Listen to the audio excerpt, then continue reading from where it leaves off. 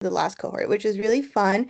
And I was able to teach for the, um, correct me if I'm wrong, Melissa, but the second years were the ones that did this program in the summer, correct? And everyone here is first year. So I Uh, Sorry, this group, they are all pre-med students. Pre-meds. Okay, perfect. So I'm really excited to give this topic. Please bear with me. This is the first time I'll be teaching a workshop all by myself. So although I'm excited, I'm also a little nervous. And interrupt me at any point if you have questions. I will be at the end of our presentation, we will have a Q&A with two other medical students who also completed the program in the summer. They're just going to be running a little late, but I'll be giving the bulk of the presentation for today. So just so I can have an idea of who's here today, do we have six different campuses or four?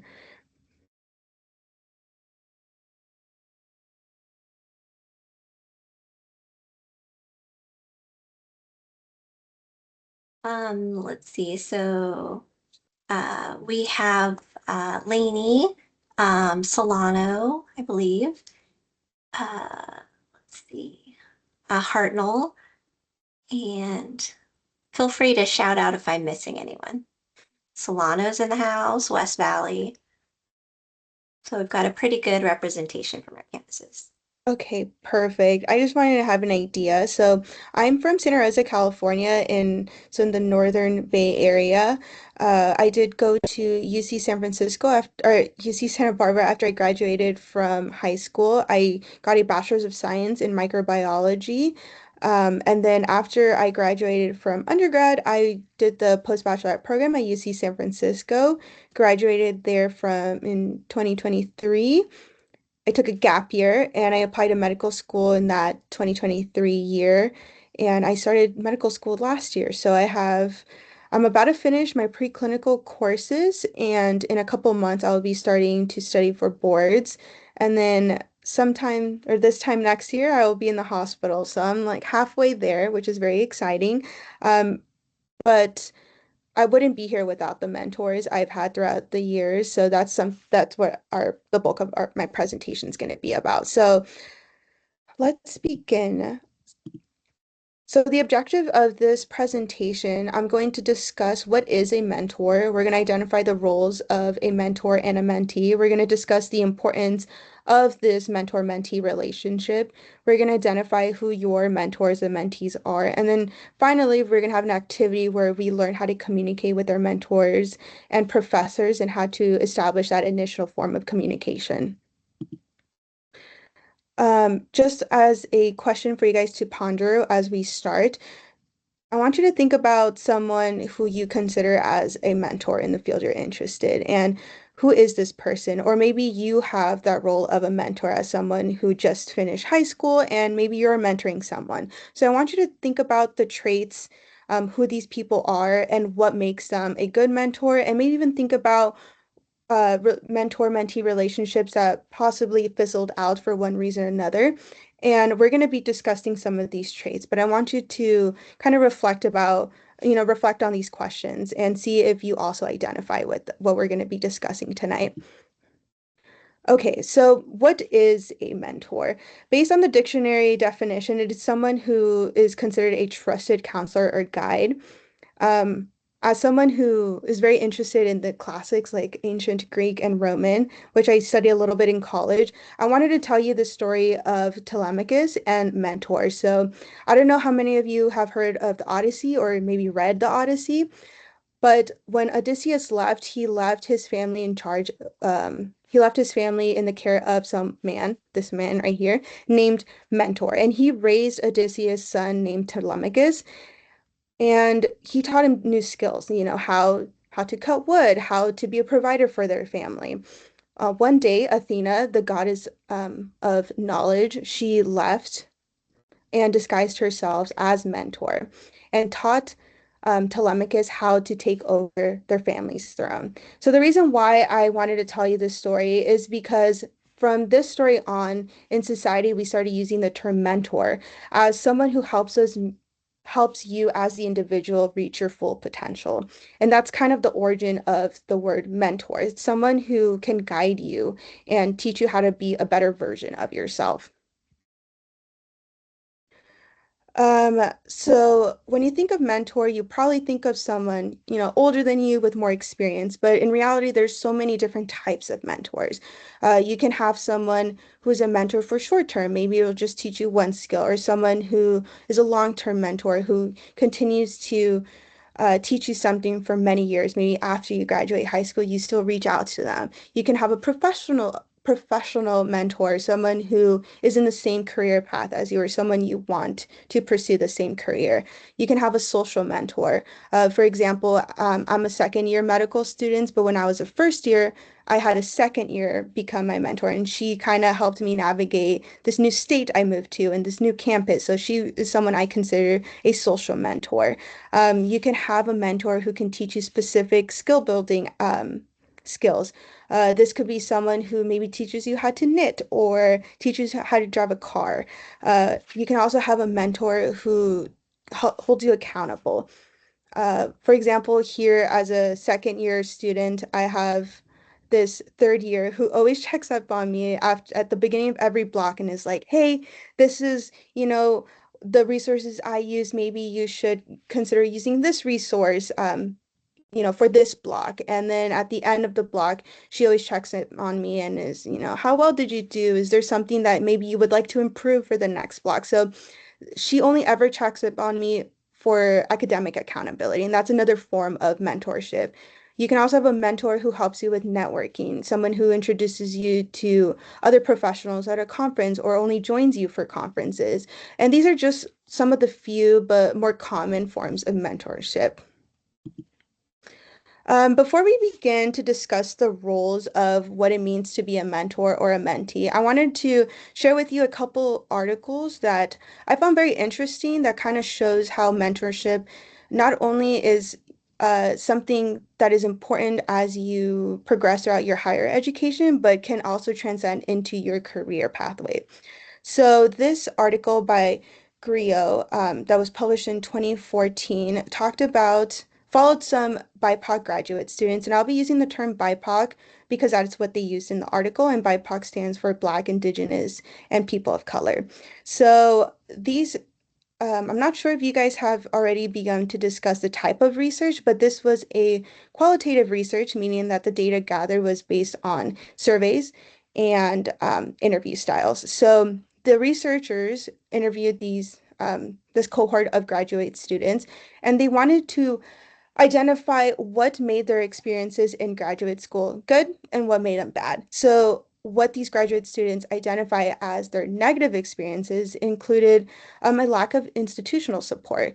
They felt like their institution maybe didn't provide all the resources they needed.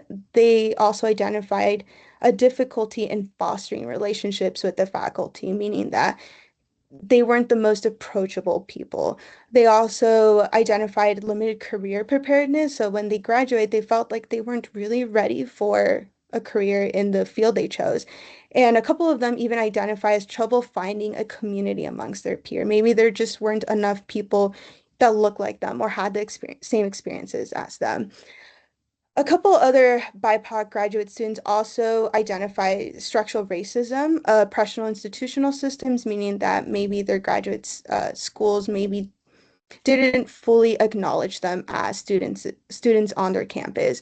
And a lot of them also stated that national occurrences of racial violence kind of perpetuated this cycle of not feeling like they belong. If they didn't belong in society, what allows them to belong on campus. And these were some of the resource or reasons they felt like they didn't succeed or didn't feel like they could succeed in graduate school. And then there was also a couple of BIPOC students that also identify as first generation students, and they felt like this added more barriers to their experiences. Some of them felt like they didn't have the full support of their families, not because they didn't care, but because they didn't know what advice to give their these students. A lot of them felt culture shock. This, was very new to them. A lot of them probably came from smaller towns and all of a sudden are a very big campus or moved out of their parents' house. So this was all new to them. A lot of them also felt like a lot of them reported depressions, and a couple students didn't even finish their program because of these feelings. But most importantly, the majority of students reported that just they didn't feel like they belonged. But now looking on the other side, a lot of these students also identify what helped them succeed in these campuses. Most importantly, they identify that the institutions that did offer institutional support was very useful and very helpful for them. Those that were able to establish mentorship were very successful in their career, and those that were able to foster communities and identify a positive health outcomes were also the ones that felt like they were very important factors in their journey to success of these graduate programs. Now, not only is mentorship important in your graduate, maybe college careers, but it's also important post graduation. For example, there's this article in 2019 that shows 50% of almost all medical school campuses were women. However, when you look at the numbers of females in academic medicine, meaning those that teach at a university campus or those that had a full-time faculty position, there were actually less than 39%. So how is it that you go to medical school, 50% of your cohort are female, but then when you go into the real world setting, less than 50% are actual women, and those in leadership roles even had a lower percentage. Those as full-time professors are only 16% of the population. I'm sorry, department chairs were only 16%, and even less in the medical dean positions. Um, but when they, again, did a qualitative research, they interviewed and surveyed a lot of women in these fields. Many of them identified that the reason why they are in these high-ranking positions is because of mentorship and um, their positive outcomes in these roles.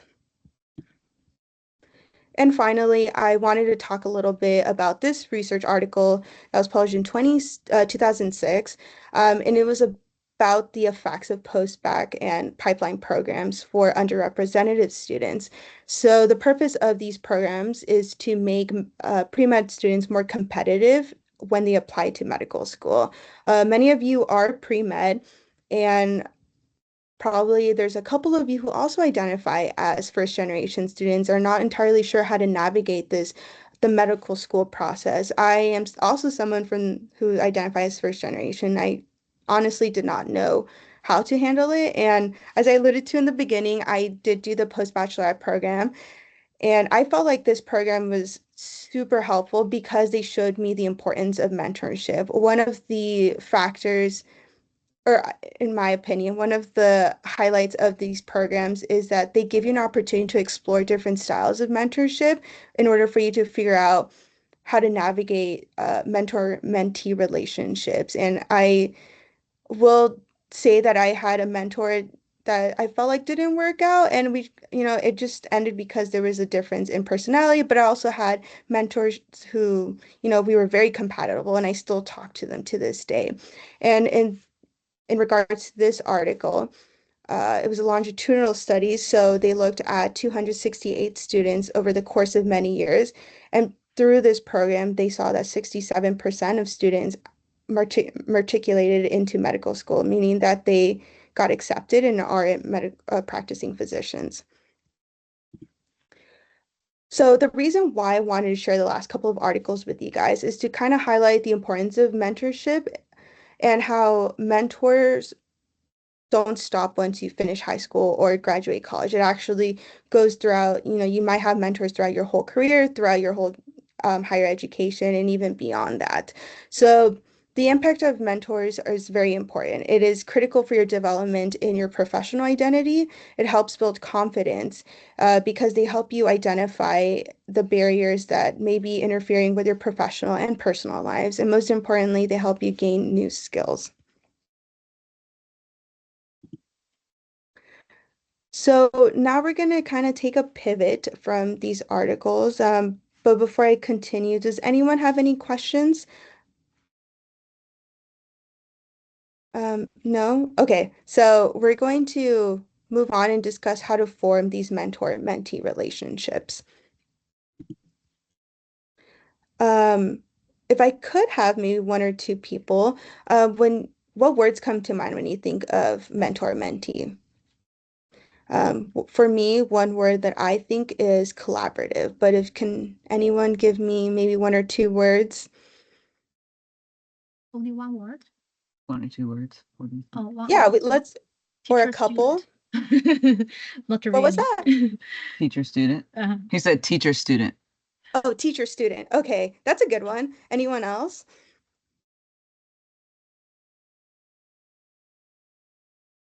No? Okay. I know it's a little difficult online. We can be shy, but um we will be discussing a couple, and maybe amongst your groups during the breakout room, you guys can talk about it as well. In general, when you are talking about establishing these mentor-mentee relationships, one of the important things to do is kind of clarify what the expectations are, both as a mentee and as a mentor. You want to talk about why you want this relationship. You also want to establish time commitments. If you say that you're available every Monday, make sure you are available every Monday. Or if you want to meet up every once a month, make sure that you have certain dates that work out for you. Showing up shows your mentor or mentee that you really are invested into this relationship.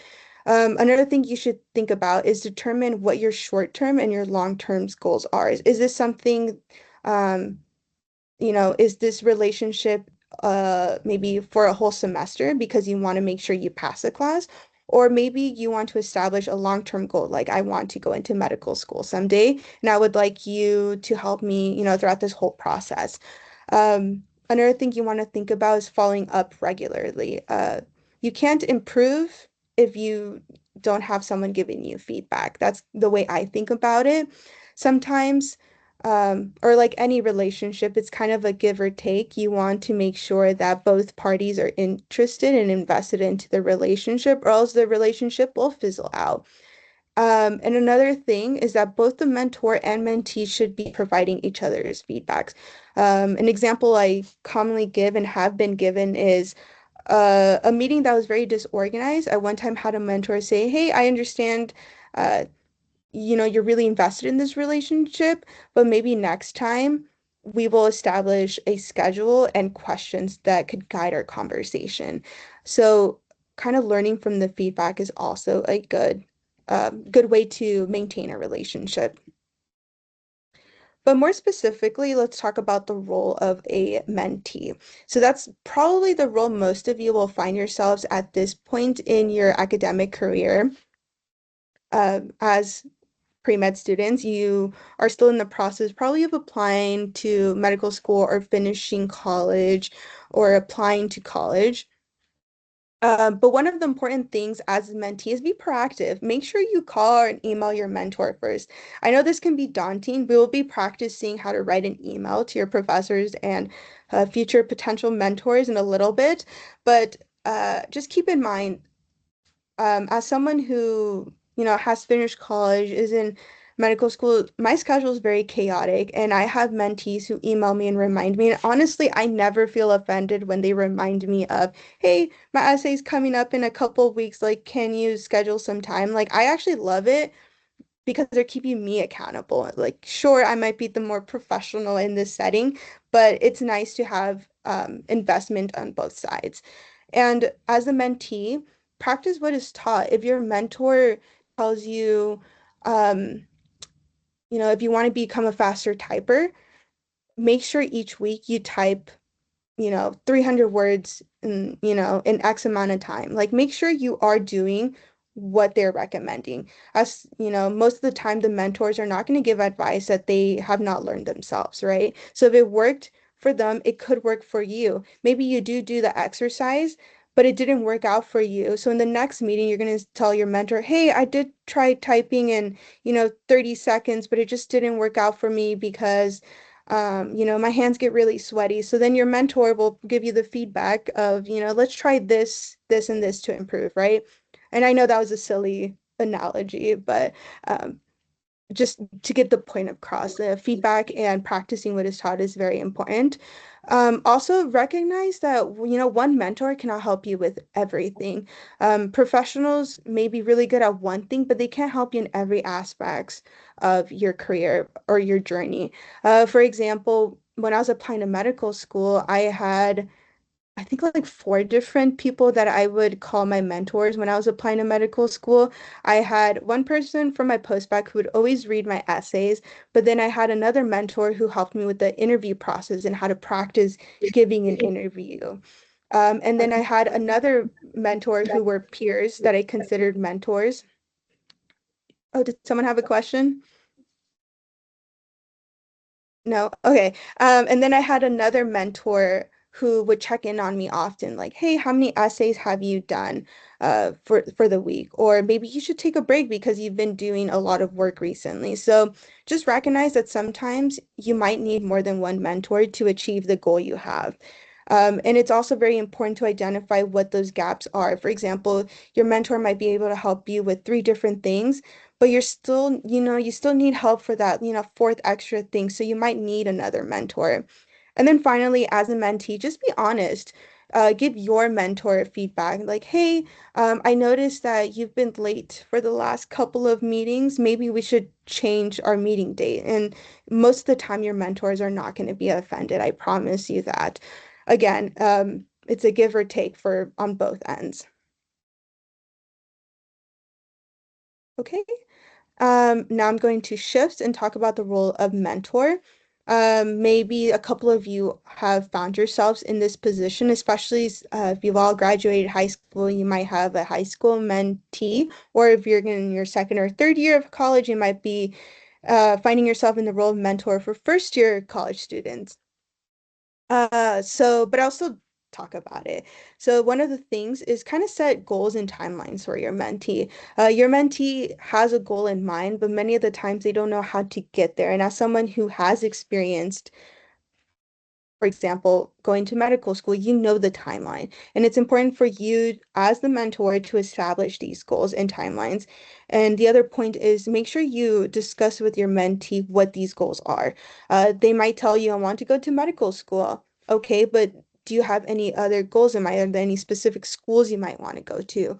Or are you thinking about MD, DO route? Are you thinking about going more into research? Have you considered doing a MD slash PhD or slash DO program or something like that? These are topics that maybe your mentee hasn't realized, but you are uh, the expert in that area, which leads you to have an agenda. As a mentor, make sure you, if you are invested into this relationship, make sure you allot time for your mentee.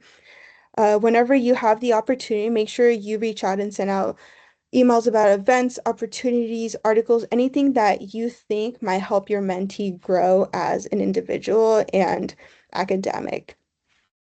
Sometimes this next point is a little hard because of differences in schedules, but try to attend a workshop or a lecture or maybe a conference together because that one will be like a bonding experience, but two, it will also help you as a mentor identify areas that might really interest your mentee, and then you as a mentor can self-reflect and see if you can provide that knowledge to your mentee. Which leads you to the other point. If you are not able to provide every information that your mentee needs, introduce your mentee to, peers or other students or someone you know that could help them in the area that you are not able to, which also ties into networking with your mentee, kind of providing that information and introducing them to your fellow peers. So the earlier activity that I had where you kind of think about adjectives that describe a successful and unsuccessful relationship kind of ties into this slide here. So this comes from an article I pulled that was published in 2013, and this was a qualitative project that also interviewed medical students from two different campuses. It was medical students and faculty from the Toronto University in Canada and UC San Francisco. So the researchers interviewed the faculty and medical students and asked them to identify traits that they considered led them to a successful mentoring relationship and what caused it to not be very successful. So we're going to start to discuss first the successful portion of it, kind of what made these relationships very successful. Most of them identify as being honest. You know, they're both the mentee and mentor were honest with each other, and were always discussing stuff that worked or did not work. Trustworthy. Their mentees felt that whenever they had an issue, a personal problem, an academic problem, they felt safe enough to discuss these issues with their mentors because they knew they would either get advice back or they would be listened to. So empathy is another important thing, which ties into active listening. As a mentor, it's very important to listen to your mentee and help them identify ways they can grow. Professional experience as a mentor, it is your role to provide that experience and advice to your mentee. And open to feedback, like I previously discussed, both as the mentee and mentor. If there's a way for you to grow, identify those areas. Another point was respecting each other's time, um, place, and roles was also an important trait that these students and faculty identified. Emotional support, which ties into the trustworthiness. When a mentee felt like they needed to talk to someone, they often went and sought out their mentor. And then guide. This was a trait that I kind of wanted to discuss the difference between a guide and a mentor. So a mentor will help you become a better version of yourself, as I discussed in the beginning. But they also sometimes play the role of a guide. And a guide is someone, um, sorry, I just kind of lost my train of thought, but it's someone who will show you how to solve a problem, but won't actually solve your problems. And I think that's very important in terms of personal growth. And I really like that the article included this. And proactive, again, make sure that both the mentee and mentor are reaching out to one another. And that's one way to establish and maintain the relationship. On the flip side, these faculty and students also identify reasons why these relationships were not successful. Let me just move this here. Some of the reasons was not prioritizing the mentee's best interest, meaning that maybe sometimes the mentors kind of forgot about reaching out, or uh, another example was forgetting that they are students and would constantly be inviting them to conferences and wouldn't give them enough time to study. That kind of acts against your mentee's best interest while also acting for the mentee's best interest, just being mindful of each other's schedule, which leads to poor communication. Make sure you're, constantly talking to your mentor about your schedule or things you want to change or things you want to discuss. That was another trait that was identified. Personality differences. I alluded to in the beginning that sometimes relationships fizzle out. That doesn't mean that the mentor or the mentee were bad people. It just meant that maybe their personalities didn't clash. It's very analogous to finding friend groups. Sometimes you meet very nice people, but they don't exactly mean that they're going to be your best friends, right? It's just the differences in personality, and that's okay. You're going to meet very, great people in your careers and as you progress through school, but that doesn't mean they're going to become your besties, right? And then lack of commitment, scheduling something but not showing up is also one of the factors that they identify as not working out. And then finally, mentor's lack of experience. As I alluded to earlier, as a mentor, it is your responsibility to identify areas that you are not able to help. So if you find yourself not being able to answer your mentee's question, maybe it's time to introduce them to someone else or help them find someone who can help them in the role they need you to be. Okay, what time is it? So it's 5:37. Let's take 5 minutes Yeah, let's take 5 minutes to discuss these questions among your groups. If there's someone who can facilitate it, that would be great. If there's time, we can have a couple groups answer these questions. But I would like you guys to kind of talk about and think about your experience with your mentors. What traits have you found have made your relationships very successful? Do they resonate with the traits we previously discussed? What aspects of your mentoring experience would you change or improve? If you can think of a time where maybe a relationship didn't work out, why was that?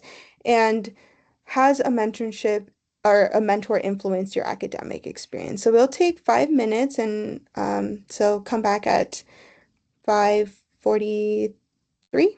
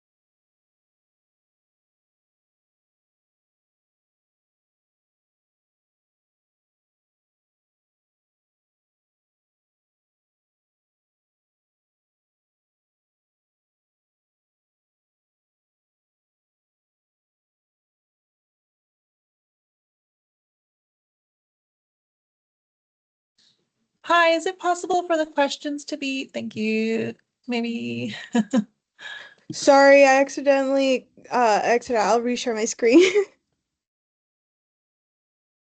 thank can you you. guys see it again?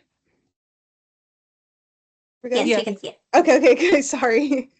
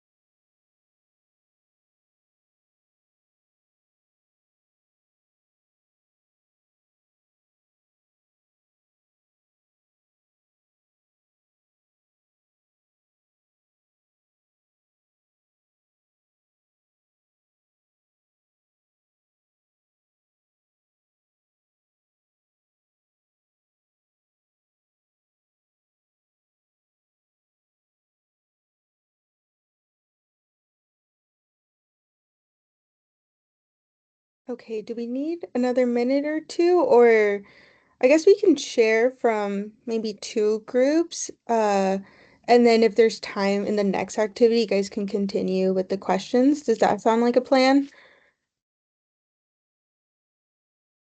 That sounds good. Yeah. Okay, cool. So, if I can have maybe one or two groups, maybe discuss, um, let's see, what question. What aspects of your mentoring experience would you change or improve?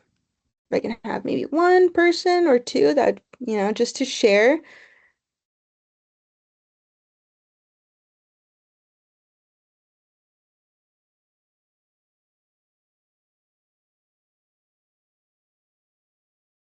Feel free to unmute or you can Well, respond in the chat as well. hi, can you guys hear me? Yes. Yeah? Yeah. Okay, so I feel like something I would change would be to bond more with my mentor because I don't usually I'm not really with her, so I feel like bonding would be something that I would change.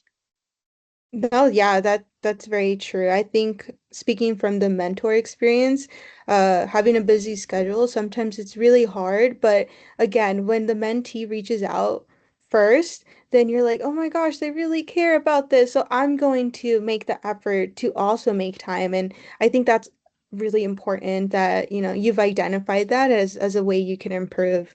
That's great. Do you have someone else? Yeah. Thank you. Shakira? Oh, sorry, I was muted. So we more so had a question. Alice, here was wondering, like, what would be like the process of getting a mentor, and like, what would you consider a mentor, like a professor, or kind of like, what are your guidelines for seeking out a mentor? So that's the next slide actually. We're going to talk about how to reach out to a mentor. So thank you for asking that. But so let me actually share the next slide.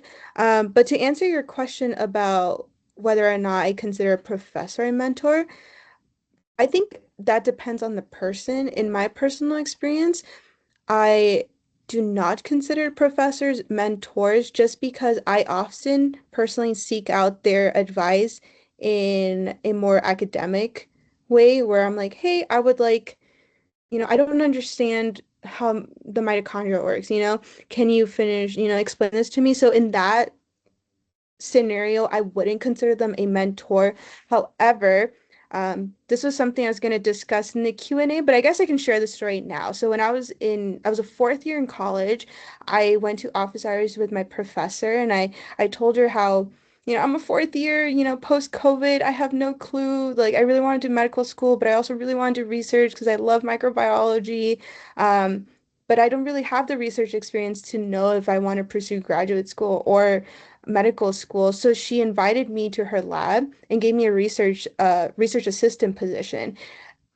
Even though she was my professor for two classes, at that point in her research lab, that's when I finally consider a mentor because she helped me understand which pathway I wanted to pursue, whether it was research in microbiology or it was medical school.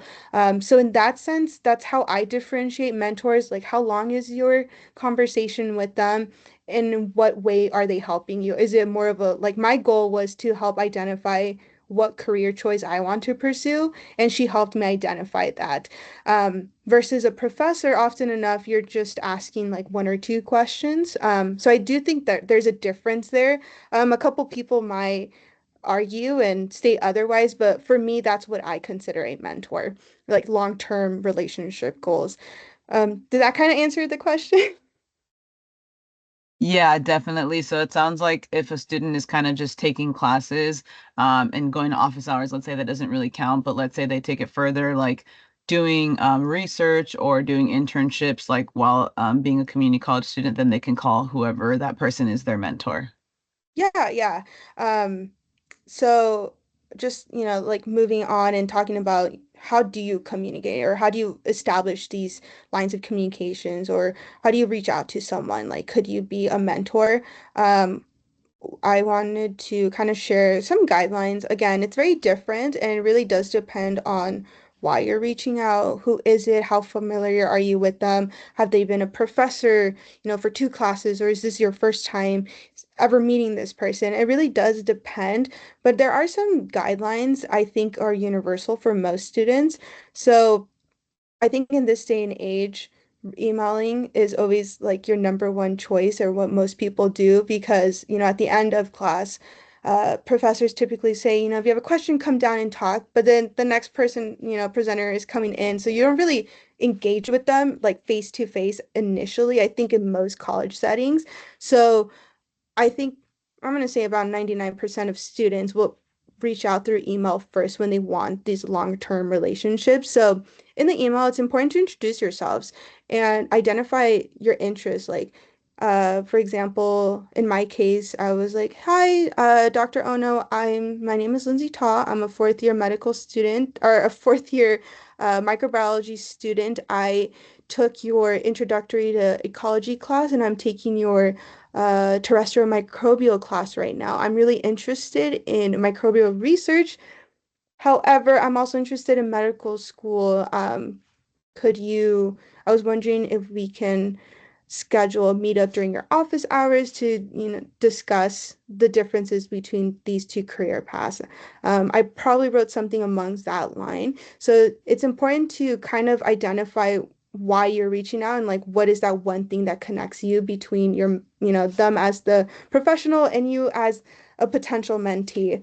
So that goes into the next point. Explain why you're interested. It's like in this example, I was really interested in microbiology because I really love viruses. And I was straight up with her. I'm like, hey, I know you teach a lot of like molds and fungi, and they are considered microbes, but I personally am very interested in viruses. But I do believe that, both our interests, your line of work and what I'm interested in kind of line up. So I was very transparent with that.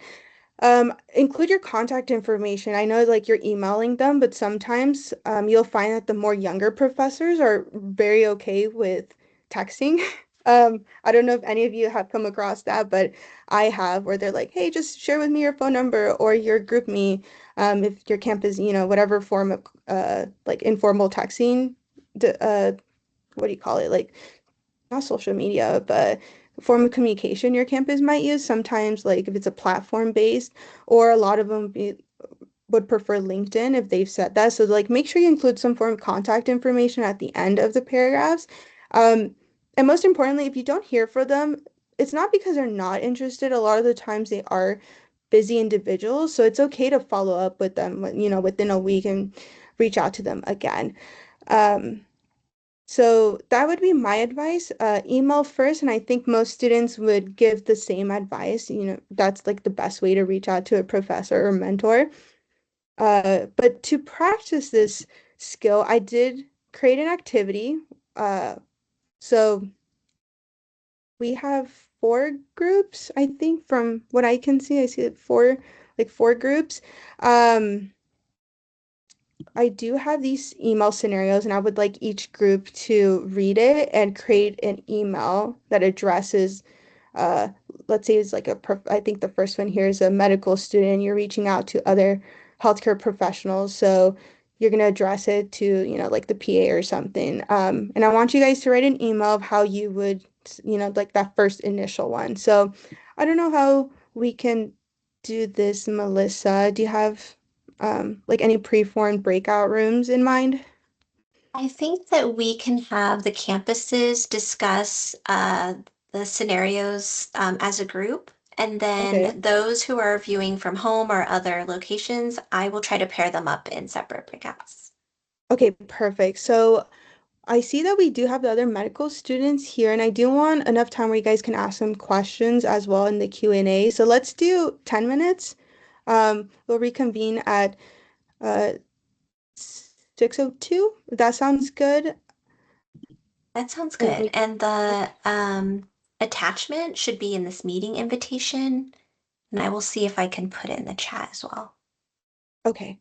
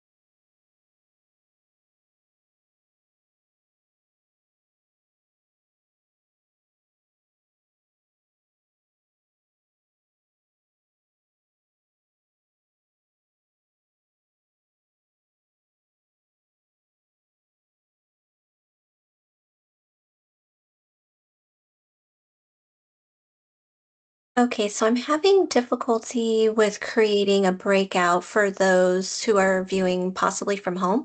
So I'm just going to create a few breakout rooms. And for those that are viewing from home, if you can join a breakout room that has others in it, that would be great. Perfect. I'll also share my screen if anyone needs to take a screenshot of the scenarios. And those of you who are not in like the big groups, just pick a scenario and, practice.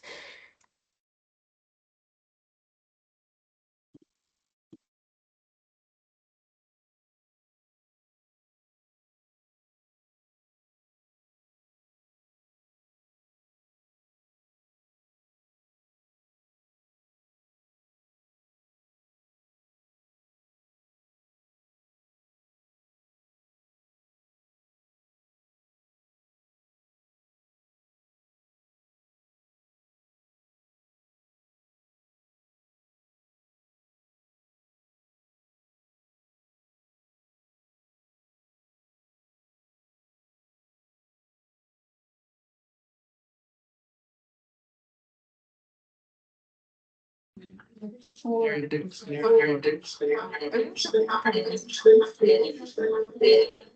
is that?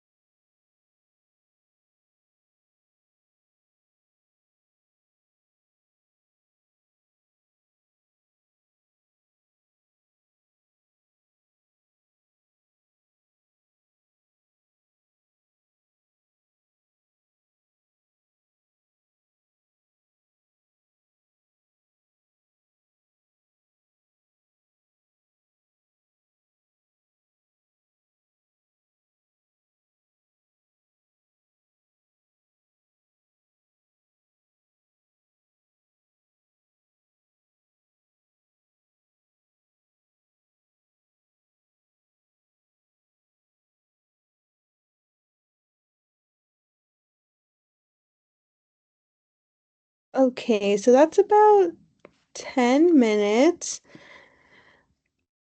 How do we feel about the activity? Was that helpful? Any thoughts, or would anyone like to share their scenario and email?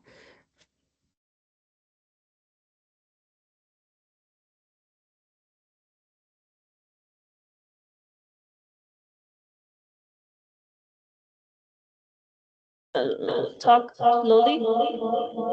Where is it? One second.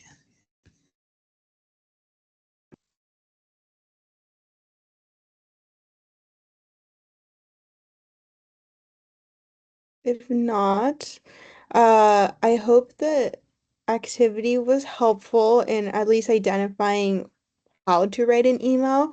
And if Looks like anyone would, Oh, sorry. We no, no, have a response in the chat from Ashley, and she says she chose scenario 3. Hello, mentor. Well, I would put their name.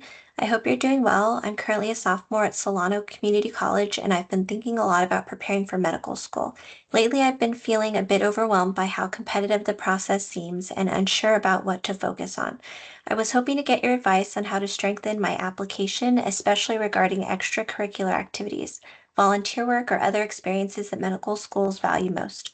I also want to make sure I'm managing my time effectively. Would it be possible to schedule a short meeting with you sometime this week or next? I'd really appreciate your guidance. Thank you for your time and support. Best regards, Ashley Garcia Martinez. perfect. Yeah, that was great. As a mentor, I would 100% reply to your email. One, because I know exactly what what you need help with, and two, as a mentor, I'm like, okay, I know how to answer these questions. So, and if I have time, of course, I would put you in my schedule. So yeah, I love the email, and I hope it was useful for everyone else as well. If anyone would like some feedback on their email, I'll share my email at the end of this workshop, and then you can send it to me and I can give you feedback as well. But with that being said, it is 6:06 and I want to move on to the last activity of the night. So I will stop sharing my screen just because I will be facilitating, but I want to take a moment to say thank you to Ivy and Angela who have joined us. They are also graduates from the IIHC program from this summer, so we were in the same cohort together, and I'm very excited to have them here. We will be doing a Q&A panel and we'll be asking questions regarding mentorship. Uh, and I'll be facilitating some questions. But before we begin, Angela and Ivy, would you guys like to introduce yourselves? Maybe what year you're in medical school, where you go, and then where you're from, like your hometown. Yeah. Hey guys, my name is Angela. I am currently a second year medical student at the Lake Erie College of Osteopathic Medicine, which is in Pennsylvania. I'm originally from Fremont, California. Hey everyone, I'm Ivy. It's nice to meet you all. I'm a second year medical student at the UC Davis School of Medicine. My hometown is in Milpitas, California. Perfect. So, Ivy, Angela, I'll let you guys answer, the questions, and if I'll answer or give my 2 cents if need be. But we do have about 30 minutes. And then I'll ask maybe one question and then I'll open it up to the audience. If not, I have other pre-prepared questions. So the first question is, has mentorship influenced your journey to medicine? If so, how many mentors have you had, and did they all play the same role?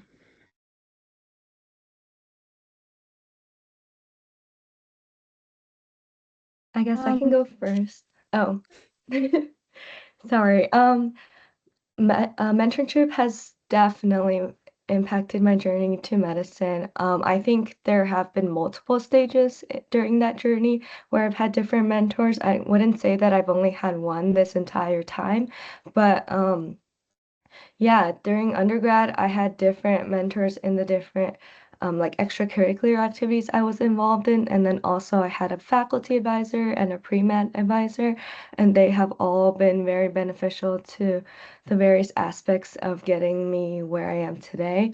One of the more monumental mentors that I've had are probably my research principal investigators who have really given me insight on like clinical reasoning and also a deeper understanding of scientific knowledge. And they have all helped me get where I am today. And even in medical school right now, I still have mentors who I lean heavily on. Yeah, I have a similar story to Angela as well. I've had a lot of amazing mentors through my educational career. And even at work too, just for a bit of context, I'm kind of a non-traditional student. Like before medical school, I actually worked for a few years in tech, which is quite different. But I have a lot of great mentors in undergrad. There's like a lot of upperclassmen who are very kind to offer, and there's lots of mentorship programs that you can be a part of as well, where they match you with like an upperclassman or like a big sib kind of thing, where they can kind of give you advice on things like extracurriculars to pursue, research, perhaps, stuff like that. Um, of course, there's also like pre-med advisors and professors you can get advice from as well. And I've had a lot of great mentors in that respect. And even in medical school, as Angela mentioned, there's also lots of great mentors. Like at my school, they assign students an academic coach who essentially follows the student throughout their 4 years in medical school and like advises them on, various things in medical school. Outside of that, you can, of course, get your own mentors too, especially things like research or participate in other programs where they might match you with a mentor. So I think there's lots of opportunities to reach out to mentors, especially in areas that you're interested in, and they've definitely made a big influence on me. Perfect. Okay, so the next question is, have you ever had to end a mentor relationship and how did you handle it? And the reason why I asked this question is one of the topics we discussed earlier today is that sometimes you complete your goal, so maybe the mentorship relationship doesn't continue. The other reason could be just, you tried it out, but maybe personalities were not compatible. Have either of you experienced this where you ended it because you reached your goal, or maybe it just, personality wise, time wise, it just didn't work out? I haven't like literally ended a relationship in terms of mentorship because it didn't work out personality-wise or anything. But generally, it like kind of ends naturally because I've achieved my goal. For example, like getting into medical school. So I did have like a medical student who was my mentor when I was a pre and like she kind of guided me through the medical school application process, which was really great. My undergrad actually had a program for like medical students out pre-meds who are applying. And so like, after I got into medical school, that kind of just naturally ended because I find like new pre-meds out every year. But I think that doesn't mean that, it's the end of your like kind of like mentorship in a way, because you can still keep in contact with them. I'm sure like mentors love to hear about how you're doing too. I've also had like more longer term like mentorship kind of relationships over the years as well. Even people I've known from high school, even though like may not have specific advice on like the pre-med journey in general. They may have advice just on life and kind of navigating things that are that you might be struggling with like in any profession, like maybe stress, or maybe like I know a lot of people as they consider school and stuff, they might want to be thinking about like starting families and stuff like that too. So just kind of navigating a lot of stuff like that. There's a lot of mentors that you can uh, reach out to and maintain contact with even after like you move on to the next step in your or yeah.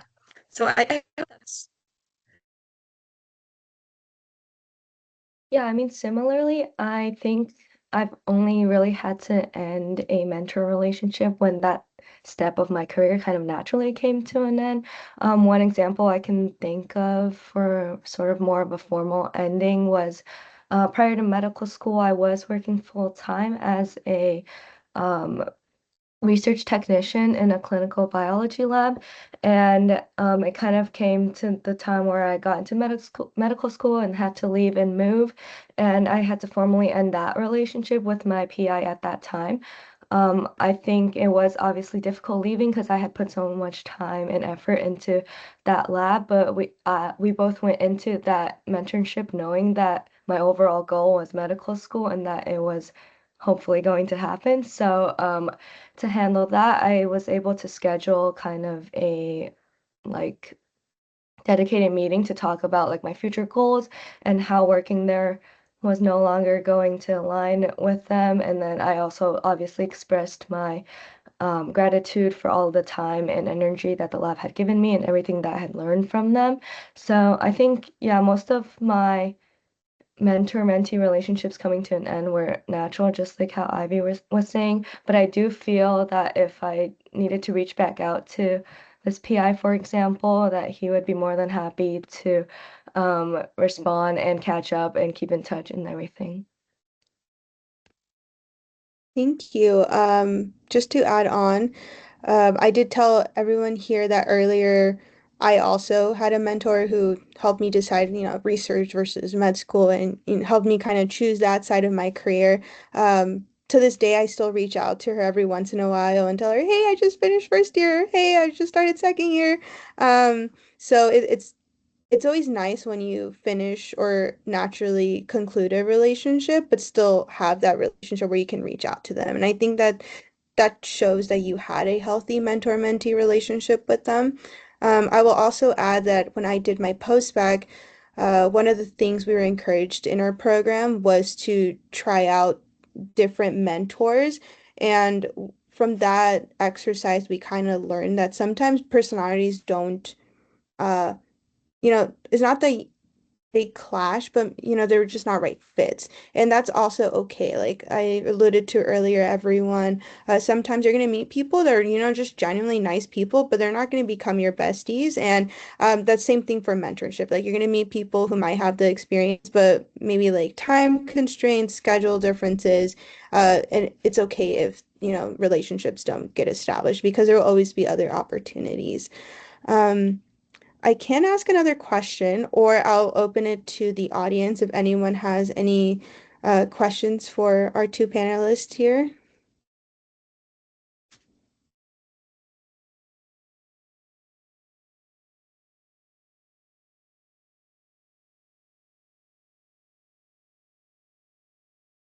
Um, or I can just ask another question while I give you guys time to think about it. Or you guys can put it in the chat as well. I'll actually let me open the chat. Um, But we also talked about today how it's important for both the mentor and mentee to reach out to each other to establish meeting times.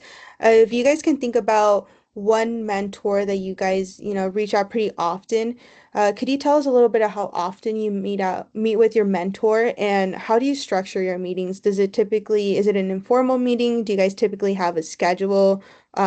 Maybe it's talking about things you guys left off from the previous meeting. How do you guys typically schedule a meeting, whether in the role of a mentee or a mentor?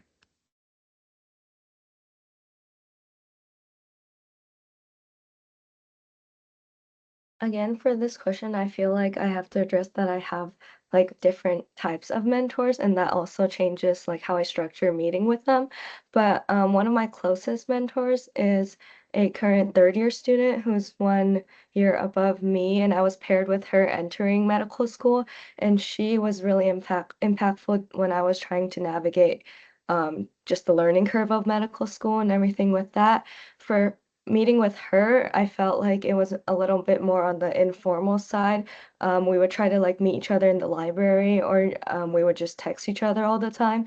But she was really helpful for figuring out like, oh, what's the trick to this class or what studying methods like work for me. And what can I do to like help myself succeed in this class? Stuff like that, just because she had been in my shoes exactly a year ago and she knew how like things worked specifically to my school. And so I felt like she was very supportive in that realm. And I still keep in touch with her today. She's like busy with rotation, so we meet like a lot less, but we still text and everything. And then I also have faculty advisors and like a summer research professor that I meet with like once a month, and those are more formal via Zoom, or I go into my faculty advisor's office to meet with them. And those advisors are able to provide more like institutional support and career advice. And I also find that very helpful, just getting the insight from a professional in the field that I like want to be in, or just a healthcare professional in general. It has helped me with my clinical reasoning and research skills and stuff like that. So yeah, I think it depends on who your mentor is and how you would like to meet with them. But there's I definitely experienced the entire spectrum of like very informal texting, catching each other in the library, going to a coffee shop, or like structured monthly meetings. Yeah, I have a similar story to Angela as well. I was paired with a medical student who was like 1 year above me, so it was real great to be able to get their advice since they were in our shoes very recently. And similar to Angela, like it was pretty informal.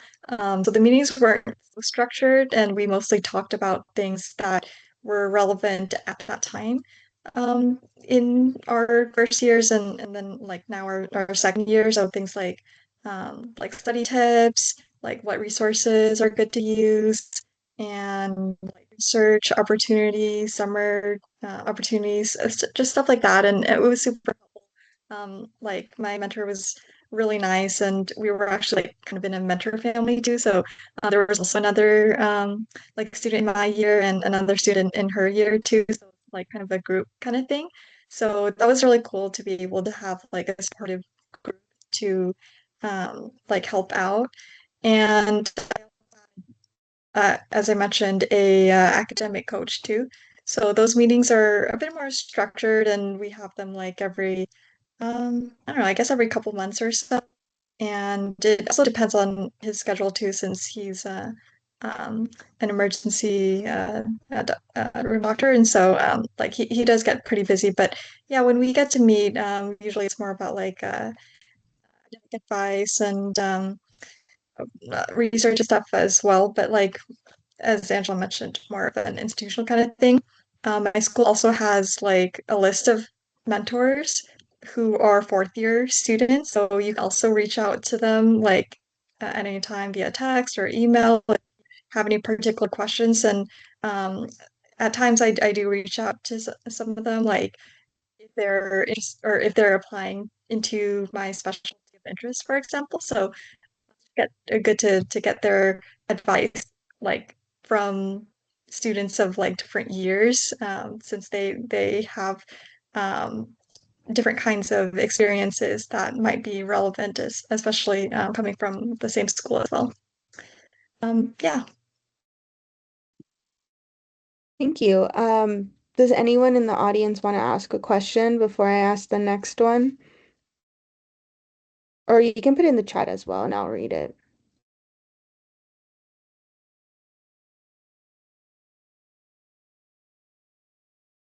Are any of the campuses able to unmute? Yes. I have a question right here. Ivy, is there a way that we can get in contact with you, especially us that are close to you at Davis? Is there any way we can get in contact with you and then get information about your journey at Davis? Because I know a lot of people would like to go to Davis. So anything about that would be great. Yeah, sure. I can put my email in the chat. And I believe Davis also has like I think medical student panels, tours and stuff every so often too. I'm not involved in that, but yeah, if you have questions, you can reach out to me and I'm happy to answer. And if you have any particular questions right now, actually about Davis, I'm happy to answer too for everyone here. Yeah, if anyone has any questions outside of the mentor-mentee like realm, like feel free to ask. We have two great medical students here who can ask, who can answer your questions. Sorry.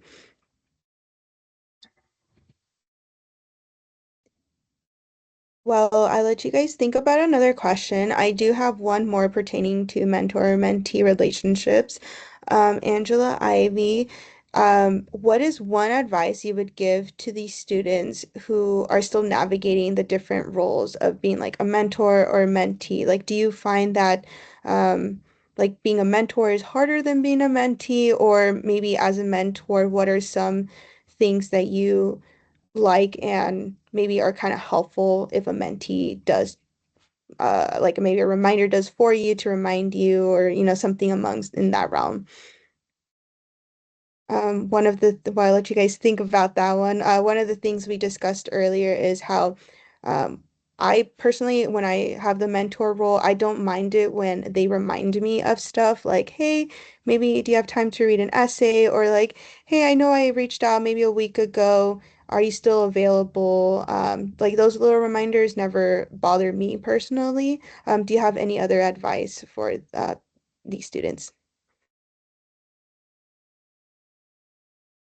Yeah, I think like you said, reminders are helpful too. A lot of mentors are super busy too, so I think that's great. But it depends on their preference. I think the previous activity you just did with like the emails was also a good illustration of like how we interact with the mentor too. Like I see like the previous email was specific in what they needed help with. So I think in general that really helps a mentor to know like what questions they need help on, especially in advance, so that the mentor can like think about it and know what like particular advice or maybe resources they can offer to the mentee. Um, and yeah, I think just like staying engaged and respectful and polite.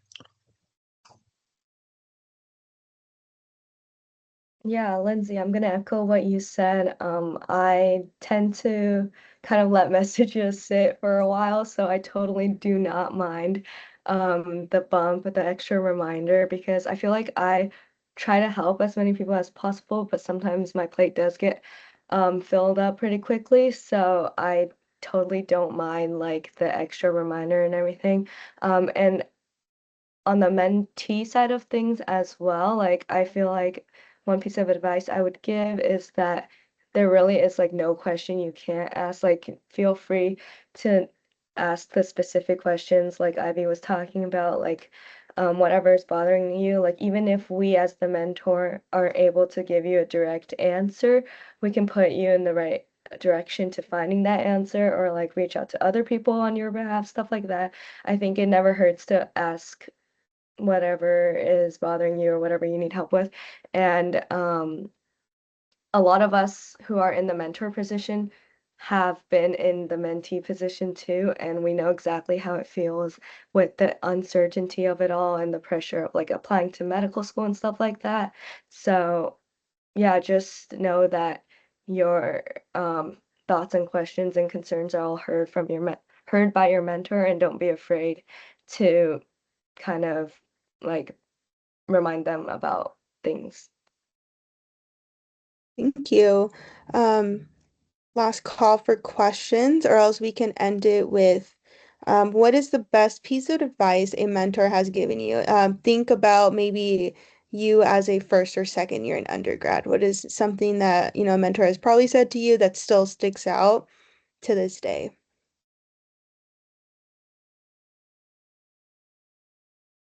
And this could be, related to med school. It could be related to, finishing undergrad. Um, for me personally, one thing that uh, a mentor has said to me when I think it was the first year, I was very unsure what path I wanted to take, whether it was research or medical school, and they told me all doors are open as long as you ask. Don't like Angela said, if you have a question, there's no such thing as dumb questions. I know every professor or like mentor or adult has ever told you, like there's no dumb questions. And on the mentor side of things, there really is not because most of the time your mentee is going to echo a thought you've had before. So we've all kind of experienced similar things before. I think one thing I want to share is like just following your passion. I guess that sounds kind of cliche, but I think it's true. Like with pre-med, I think a lot of students think that, oh, I have to major in biology and like do all the regular pre-med things. And sure, there are some things you do kind of have to do, like clinical volunteering and shadowing and stuff, but like you don't need to pursue like your other passions too. And you don't actually have to major in biology if you don't want to. I actually majored in economics and I had a kind of non-traditional path, and that's totally okay. There's many paths to medical school.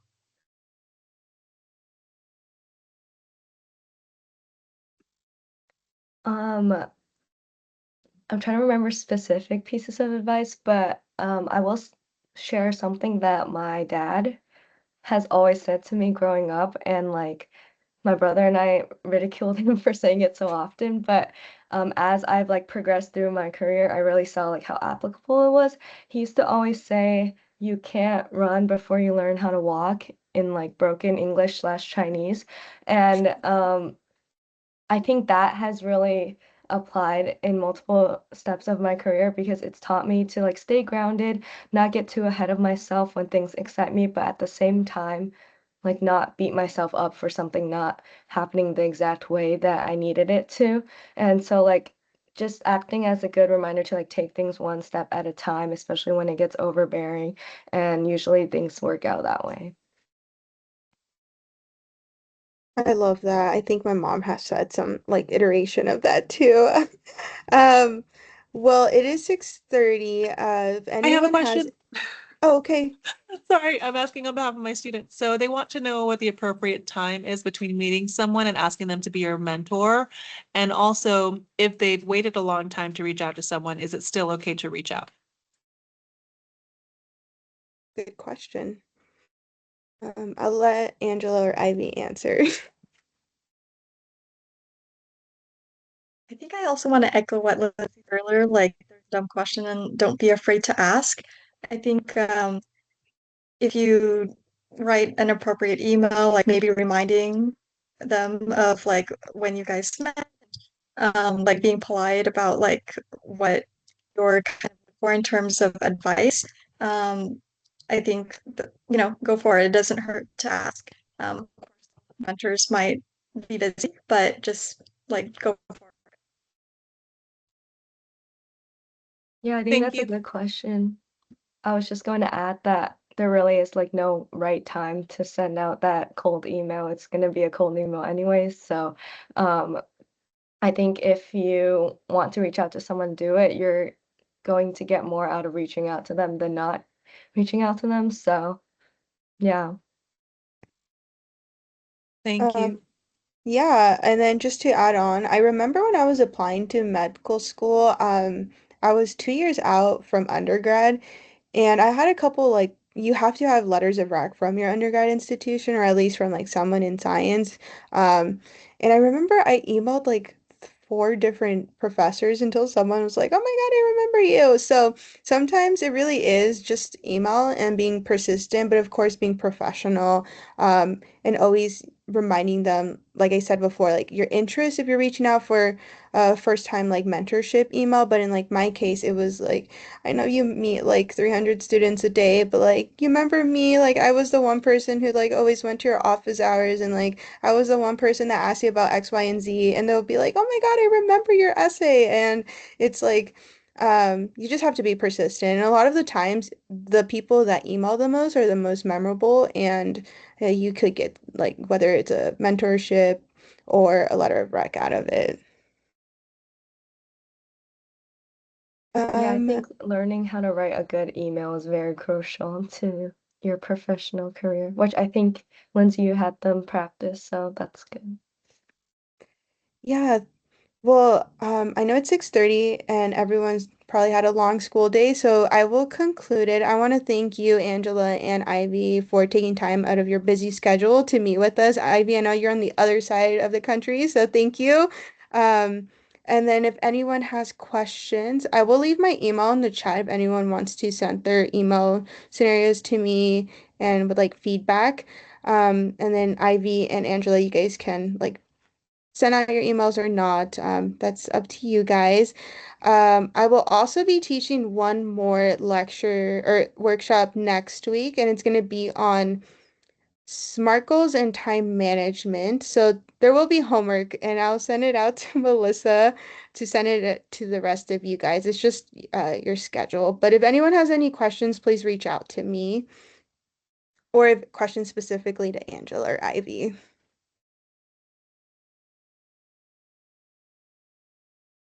And then Melissa, I don't know if there's anything else that needs to be added before we conclude. Just wanted to share that we'll add the recording to Connect at KPNC. So if you have not yet logged on to Connect at KPNC and created your account, please do so. And if you have questions about setting up your account there, feel free to reach out to me.